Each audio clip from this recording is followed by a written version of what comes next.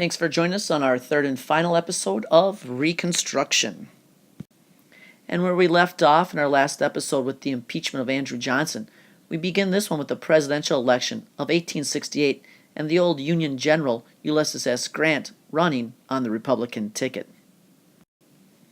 And with Reconstruction still in full effect, Grant's able to win this presidential election and re-election in 1872. However, he will preside over an era of unprecedented growth and corruption. With government being involved in rebuilding the South, and with us fighting our Native American wars out west, there's a lot going on during this era, and Grant proves to be not quite as good of a president as he was a general. For it is during his administration that even though the 15th Amendment was ratified by the states in 1870, guaranteeing the freedmen's right to vote, we see things start to take a turn for the worse for the African Americans, especially in the South. And we witness the rise of the Redeemers, or the kind of laissez-faire white supremacist portions of Southern society, those that want to see the federal government kind of get out of their Southern ways of life, to kind of see the traditional white rule be restored in the South. And eventually they use different tactics to start to limit the voting rights of the blacks and try to intimidate them and scare them from trying to further their life and their rights.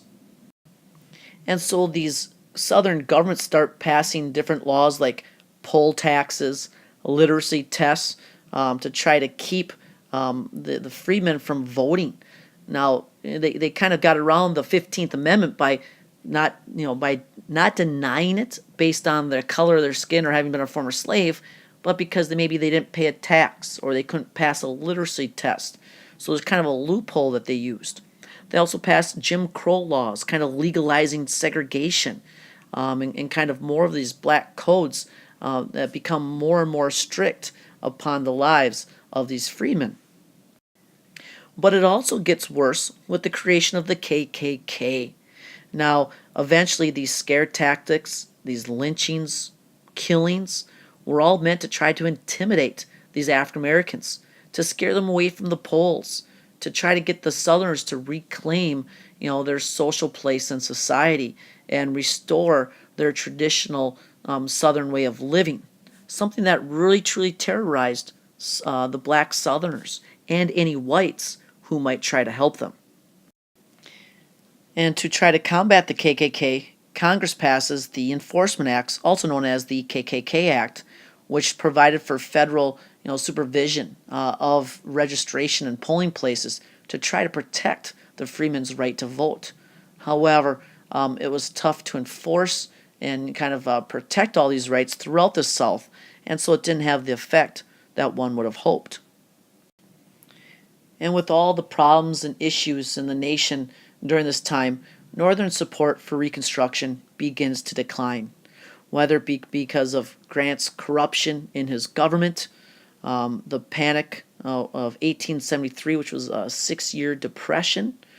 Maybe it was the wars we were fighting with the Native Americans, or maybe it was the amount of money that was being spent to try to rebuild the South. People were just growing tired of Reconstruction. After all, they had been trying to mend this nation for over 10 years.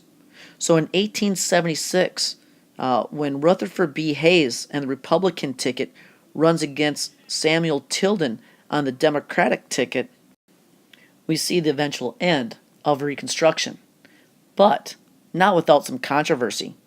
Because of the disputed election results in several states, including Florida and South Carolina, things had to be turned over to the House of Representatives to try to decide the winner of this election.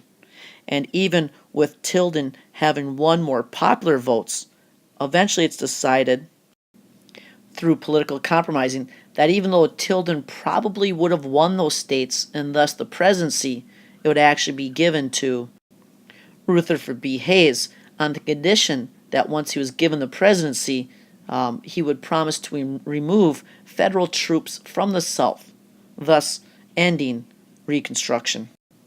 For once those federal troops were pulled out of the South, the white Southerners were left to be able to kind of rule society and reclaim their status in the South, as there were no more protections for the free men who lived down there. And as you can see on the map, by 1877, all the southern states had returned to white conservative rule, and basically that is the end then of the Reconstruction era. Thank you for joining us on this episode. We look forward to seeing you on our next one when we take a look at the Wild West.